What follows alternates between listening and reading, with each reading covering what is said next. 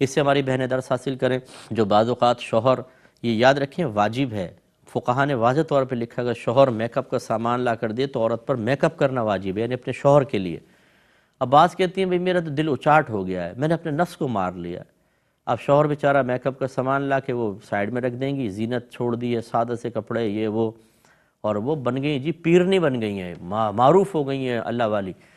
یہ اللہ والی آپ بن ہی نہیں سکتی ہیں جب تک کہ آپ پہلے شوہر والی تو بنیں، شوہر کا حق تو ادا کریں۔ ہم نے آپ کو بخاری کی روایت سنائی، نبی کریم صلی اللہ علیہ وسلم نے ارشاد فرمایا کہ عورتوں تم کثرت سے صدقہ کیا کرو، کیونکہ میں نے تمہاری بہت بڑی تعداد کو جہنم میں دیکھا ہے، تم میں سے اکثر کو جہنم میں دیکھا، سرکار نے فرمایا۔ تو عورتوں نے عرض کیا رسول اللہ کس وجہ سے؟ سرکار نے فرمایا اس لیے کہ تم ناشکری کرتی ہو۔ عرض کیا رسول اللہ کیا اللہ تعالیٰ کی ناشکری؟ فرمایا کہ نہیں، شوہر کی ناشکری اور اس کی احسان فراموشی۔ اور پھر سرکار نے فرمایا کہ بعض اوقات ایک شخص ایک طویل عرصے تک اپنی زوجہ کے ساتھ اچھا سلوک کرتا ہے، لیکن پھر وہ اس سے کوئی ناگوار چیز دیکھتی ہے تو کہتی ہے کہ تو نے میرے لیے کیا ہی کیا ہے۔ یہ دیکھیں یہ خواتین کی عادت ہوتی ہے، شوہر کچھ بھی کرے انہیں یاد ہی نہیں رہتا تم نے کیا کیا ہے میرے ساتھ، سوائے اس کے یہ پھٹے پرانے کپڑے، یہ چھوٹی ٹوٹا پھوٹا گھر، اوہو محل لا کر دے دو، زیور دے دو، سیٹ دے دو، اچھے اچھے لباس دے دو، اشارہ کرے ایک شادی کا تو 6 جوڑے لا کر دے دو، پھر دیکھو شوہر کتنا اچھا ہے، دنیا کا سب سے اچھا شوہر ہے، اس کی خدمت بھی ہوگی سب کی، ورنہ نہیں ہوگی۔ یہ رویے ہماری بہنوں کے غلط ہیں، یہ پتہ نہیں کس نے پٹی پڑھائی ہے جو اس طرح کے معاملات ہو جاتے ہیں۔ تو خلاصہ کلام یہ کہ بہرحال جب شوہر زینت کا کہتا ہے تو عورت کو زینت کرنی چاہیے۔ شادی کے بعد عورت کا مسکرانا، اس کا میک اپ، اس کا لباس، اس کے جذبات، احساسات، فیلنگز، اس کے ذہن میں آنے والے کسی مرد کے خیال وہ صرف شوہر کا ہونا چاہیے، اور یہ تمام چیزیں شوہر کی ہونی چاہیے۔ تو اب اس لیے مطلب یہ کہ شوہر اگر چاہتا ہے تو اپنے آپ کو سنوار کر رکھے عورت۔ اور ہماری بہت ساری بہنیں ایسی ہیں جو کہتی ہیں مفتی صاحب ہمارا شوہر جو ہے وہ غیر عورتوں کی طرف مائل ہو گیا ہے۔ سوال پیدا یہ ہوتا ہے کیوں ہو گیا ہے؟ میں اکثر یہ کہتا ہوں کہ بہن آپ ٹھنڈے دل سے غور کریں، اس میں آپ کی کوتاہی کا دخل تو نہیں ہے۔